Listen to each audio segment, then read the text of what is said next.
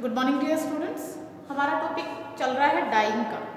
Dying यानी रंग का चल रहा है। रंग में हमने नेचुरल डाइज की थी। नेचुरल डाइज आपको दो प्रकार की बताई थी। नेचुरल डाइज के बाद में हमने बताया था कि जो नेचुरल कलर्स हैं उनके आधार पर रंगों को दो भागों में बांटा गया था, रंजक और वर्णक। रंजक क्या होते हैं, वर्णक क्या होते हैं, उनके बारे में लास्ट क्लास में डिस्कस किया। और उसके बाद में हमने उनके डिफरेंस का आपको बताया था कि कई बार दोनों का डिफरेंस भी पूछ लेते हैं कि दोनों में क्या डिफरेंस है। तो आज की क्लास में हम करेंगे डाई का, डाई करेंगे यानी रंग। रंग में हमने नेचुरल डाइज की है, आज करेंगे संश्लेषित रंग।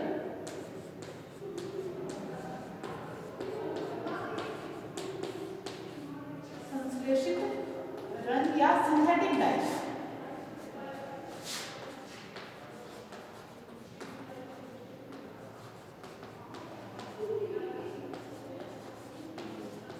Synthetic dies.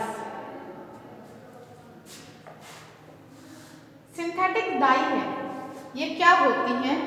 सिंथेटिक जो कलर है, संश्लेषित रंग है, वो 17वीं शताब्दी तक प्राकृतिक रंगों से ही वस्त्र को रंगे जाते थे। पहले क्या थी? नेचुरल डाइज थी, उन्हीं से क्या है कपड़ों को रंगा जाता था 17वीं शताब्दी तक। और परंतु जो प्राकृतिक रंगों की प्राप्ति के लिए कई जीव जंतुओं को मारना पड़ता था, जिससे उनकी प्रजाति नष्ट होती जा रही थी और उसका भय बना हुआ था। तो इतना ही नहीं, ढेर सारे जीव जंतु को मारने के उपरांत भी थोड़ी मात्रा में ही रंगों की प्राप्ति होती थी। चाहिए तो ज़्यादा रंग थे, लेकिन क्या है, उनको इतनों को काफ़ी सारों को मारने के बाद भी उनमें से थोड़ा सा रंग निकल के आता था। इस कारण ये रंग महंगे होते थे। पेड़ पौधे से जो रंग प्राप्त होते थे वे भी पूर्णतः क्या है, पक्के नहीं होते थे। आप जैसे मेहंदी है, मेहंदी आप करते हो हाथ पे 2 या 3 दिन तक रखती फिर निकल जाती। ऐसे ही अगर आप कोई भी कलर्स कपड़े पे करते हो नेचुरल डाइज, तो वो क्या है, पक्की नहीं होती हैं और वो बार बार की धुलाई के पश्चात रंग फीके पड़ जाते हैं। सन 1856 ईस्वी में 1856 में संश्लेषित रंगों का आविष्कार हुआ।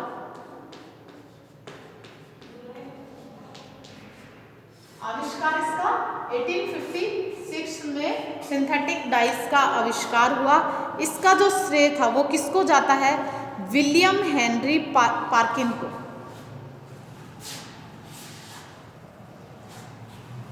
सिंथेटिक डाई थी, उसका आविष्कार William Henry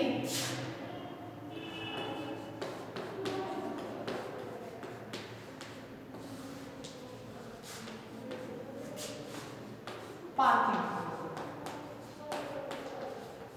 William Henry Perkin ने क्या है, सिंथेटिक डाइज का आविष्कार किया है, उन्हीं को ये श्रेय जाता है। ये पूछा जाता है कि सिंथेटिक जो डाइज है उनका जो आविष्कार है 1856 में हुआ था और इसका जो श्रेय है वो विलियम हेनरी पार्किन को जाता है। वे अपने प्रयोगशाला में एलिनिन से किम्निन तैयार करने में मगन थी कि अचानक ही उन्हें संश्लेषित रंग प्राप्त हुआ। मौलिक रूप से संश्लेषित रंग कोलतार से निर्मित होते हैं। इन्हें विभिन्न रासायनिक प्रतिक्रियाओं द्वारा प्राप्त किया जाता है। कोलतार को कई सारी प्रतिक्रियाओं से होकर गुजारते हैं, तब जाकर हमें सिंथेटिक कलर प्राप्त होते हैं। संश्लेषित रंग विविध रंगों एवं शेड्स में उपलब्ध होते हैं तथा प्राकृतिक रंगों की अपेक्षा ये सस्ते भी होते हैं।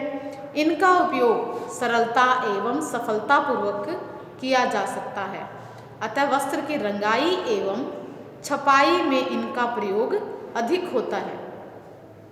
वस्त्र को रंगीन, आकर्षक एवं मनभावन बनाने के लिए निरंतर इनका प्रयोग होता रहा है। तो इस प्रकार से क्या है, रंगों का प्रयोग कर रहे हैं और नित्य प्रति नए रंगों, शेड्स, नमूने, डिजाइन और रंगने की विधि का आविष्कार होता रहता है। तो रोज नए नए आविष्कार, नई नई चीज़ें हैं वो आती रहती हैं। तो अब संश्लेषित रंगों के प्रकार की बात करते हैं कि संश्लेषित रंग कितने प्रकार के होते हैं। संश्लेषित रंगों को प्रकृति, रासायनिक प्रकृति,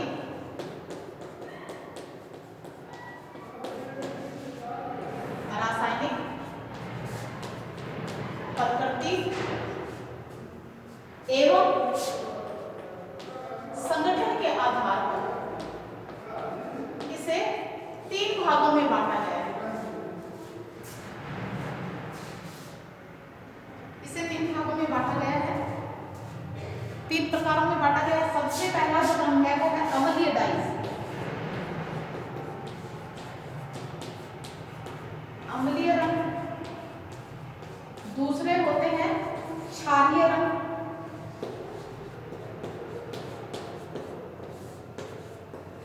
और तीसरे होते हैं उदासीन रंग।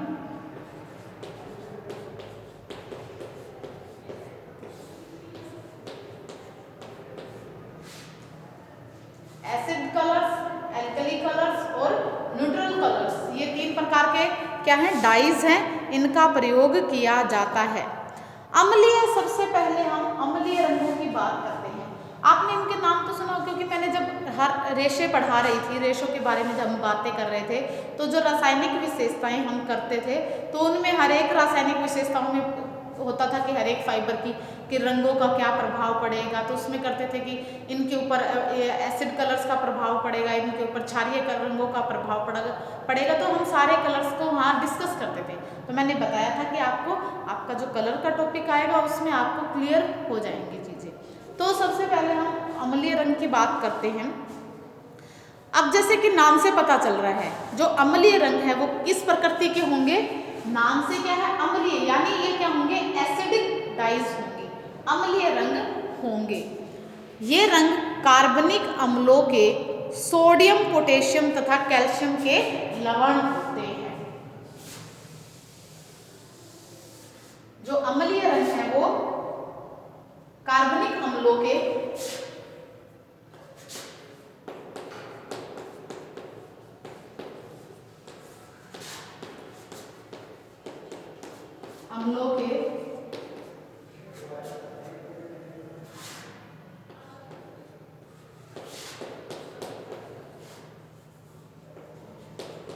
सोडियम, पोटेशियम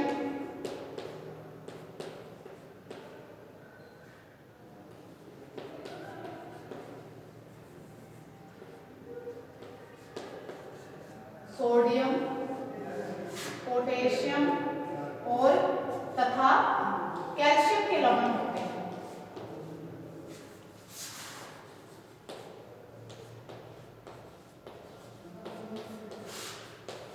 तथा ये इसमें कैल्शियम के लवण होते हैं।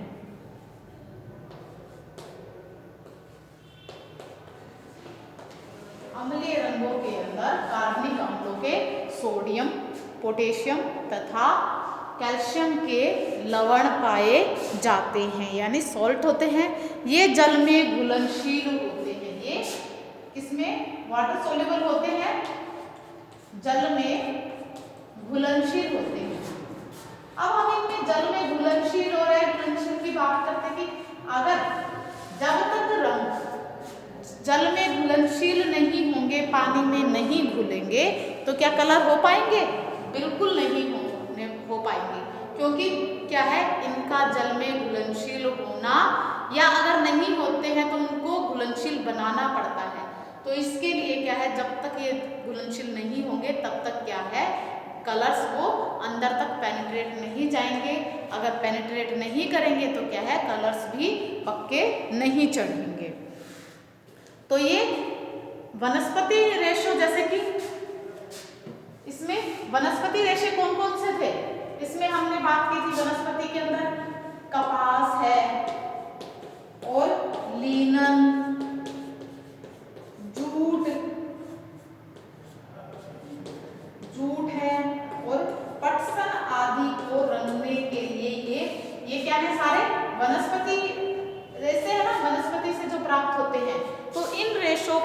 रंगने के लिए अम्लीय रंग है वो अच्छे माने जाते हैं, उपयुक्त होते हैं। ये जो रंग होते हैं वनस्पति रेशों को रंगने के लिए, ये रंग है वो उपयुक्त नहीं होते हैं। ये अम्लीय रंग है वो इनके ऊपर यूज नहीं किए जाते हैं। परंतु ऊनी एवं रेशमी जो वस्त्र होते हैं,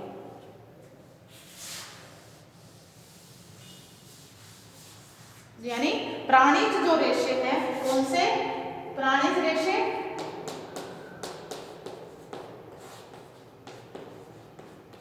आपको करवाए थे रेशम और ऊन।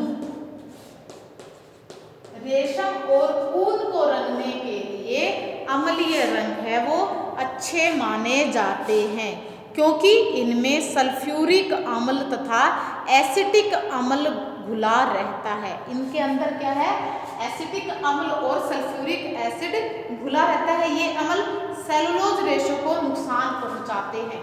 अब इनके अंदर ये तो क्या है, जो वनस्पति रेशे हैं आपको बताया था कि क्या होते हैं, सेलुलोजिक फाइबर कहलाते हैं, लेकिन इनके अंदर क्या होता है, सल्फ्यूरिक एसिड वगैरह, क्योंकि इसी वजह से क्या है, अम्ल है वो इनको हार्म नहीं करते हैं। लेकिन अगर अम्लीय रंग इन पर रंगे जाएंगे तो ये क्या करेंगे, इन रेशों को खराब कर देंगे और इससे रेशे खराब हो जाएंगे और नष्ट हो जाते हैं। ये अम्ल इनके संपर्क में आकर, अम्लीय रंगों के संपर्क में आकर जो ये रेशे हैं वो नष्ट हो जाते हैं, घुल जाते हैं, कई बार तो ऐसे होते हैं। तो ऊनी, रेशमी, एक्रिलिक, नायलॉन तथा पॉलिएस्टर रेशों को, वस्त्रों को रंगने के लिए अम्लीय रंगों का इसमें एक्रिलिक, नायलॉन और पॉलिएस्टर,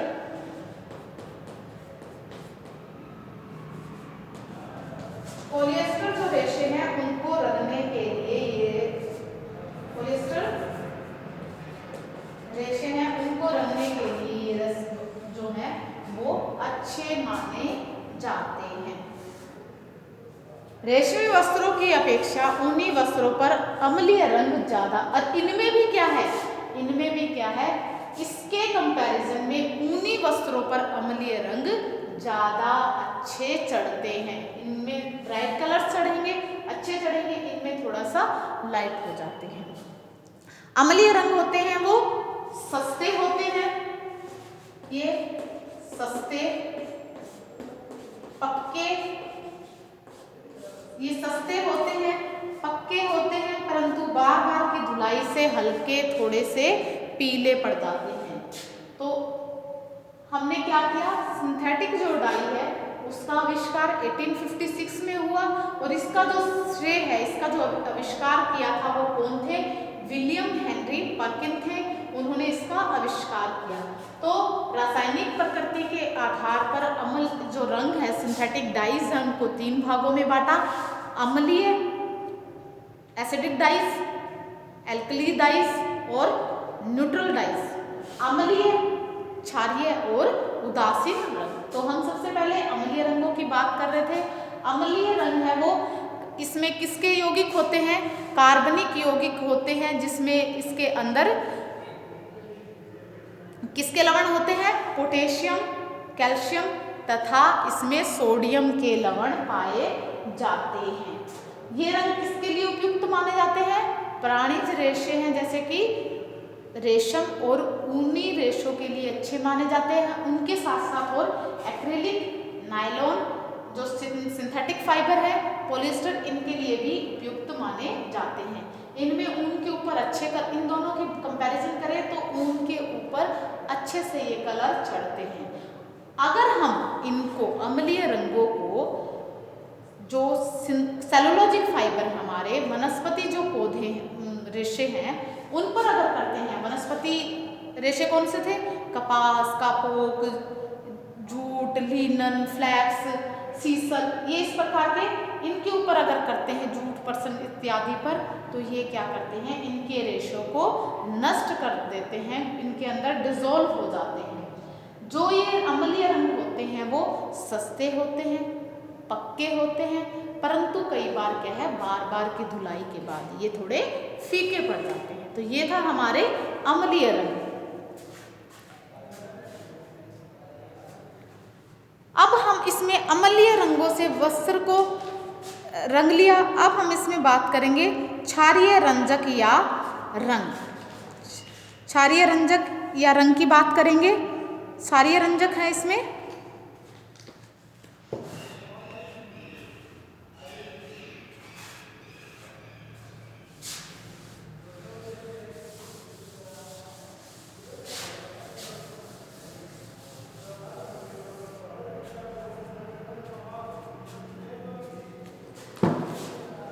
क्षारीय रंजक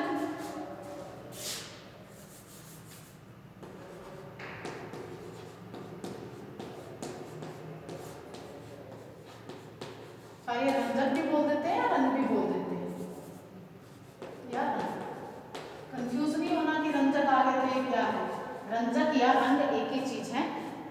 क्षारीय रंग है तो सभी संश्लेषित रेशों में से क्षारीय रंगों का ही सबसे पहले आविष्कार हुआ था। जो भी सिंथेटिक डाइस थी, जब डाइस का आविष्कार हुआ तो उसमें सबसे पहले औरों की बजाय क्षारीय रंगों का आविष्कार हुआ था। सबसे पहले क्षारीय संश्लेषित रंगों में से क्षारीय रंगों का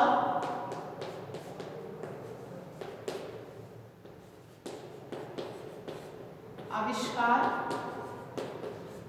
हुआ था। सबसे पहले क्षारीय रंगों का आविष्कार हुआ था। ये रंग क्षारीय प्रकृति के होते हैं। नाम से पता चल रहा है अम्लीय रंग अम्लीय प्रकृति के होते हैं, क्षारीय रंग क्षारीय प्रकृति के होते हैं।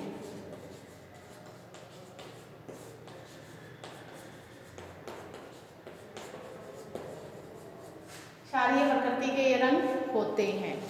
अब इसमें क्या है, ये रंग मौलिक रूप से कार्बनिक अम्लों के लवण होते हैं। मौलिक रूप से कार्बनिक अम्लों के लवण होते हैं। इनसे सेलुलोज एवं प्राणीज ऊनी रेशमी, सेलुलोज कौन से थे, कपास, पटसन, जूट, लिनन इत्यादि, और प्राणीज कौन से हैं, ऊन और रेशम, दोनों ही प्रकार के रेशों से बड़े वस्त्रों को रंगने के लिए प्रयोग किया जाता है। तो इससे क्या है, दोनों प्रकार के वस्त्र, दोनों प्रकार, दोनों कौन से प्रकार हो गए इसके अंदर, दोनों यानी प्राणीज और इसके अंदर आ जाएंगे प्राणीज और वनस्पति।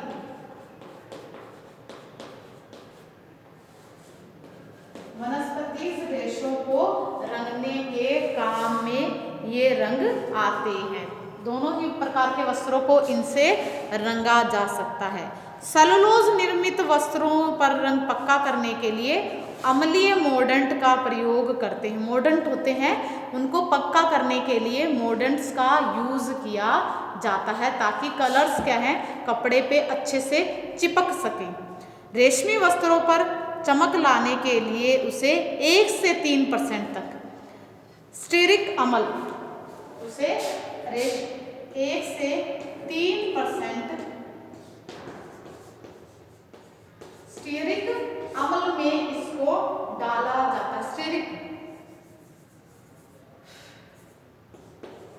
स्टीरिक अम्ल में इनको डाला जाता है रंगों को पक्का करने के लिए। तो इससे क्या हो जाते हैं, कलर्स हैं वो पक्के हो जाते हैं। इसको घोल के अंदर डाल देते हैं, 1 से लेकर 3% तक डाल सकते हैं, कम से कम 1%, ज़्यादा से ज़्यादा 3% क्या है, इसी के घोल में जब डाई करते हैं तो उस घोल में ये स्टीरिक अम्ल डाल देते हैं। इससे रंग पक्के हो जाते हैं। किनके लिए, सिंथेटिक जो वस्त्र होते हैं उनके लिए। रेशमी वस्त्रों पर चमक लाने के लिए, ऊनी वस्त्रों को तो आपको बताया कि सेलुलोज वस्त्रों पर तो क्या है, हम क्या डालते हैं, मोर्डेंट का प्रयोग करते हैं। और जो रेशमी वस्त्र हैं उन पर चमक लाने के लिए क्या करते हैं 1 से 3% स्टेरिक अम्ल का प्रयोग किया जाता है। उससे कलर्स में क्या आ जाती है, चमक आ जाती है। इससे रंग पक्का चढ़ता है और वस्त्र चमकदार एवं आकर्षक बनते हैं। तो ये थे हमारे क्षारीय रंग। क्षारीय रंग किस पे किया जाता है, सबसे पहले रंगों में, संश्लेषित रंगों में क्षारीय रंगों का आविष्कार हुआ था। इसका जो ये जो रंग है वो क्षारीय प्रकृति के होते हैं और ये दोनों प्रकार के रेशों पर कर सकते हैं। किस पर, प्राणीज और वनस्पति दोनों पर। और इसके अंदर रेशम के घोल में क्या डाला जाता है, जब डाई कर रहे होते हैं तो उनको चमकदार बनाने के लिए स्टेरिक अम्ल का घोल डाला जाता है। और जो सेलुलोजिक फाइबर है उनके अंदर क्या डालते हैं, मॉर्डर्न्स का यूज करते हैं कलर्स को पक्का करने के लिए। तो आज के लिए इतना ही, बाकी कल की क्लास में। Okay bye.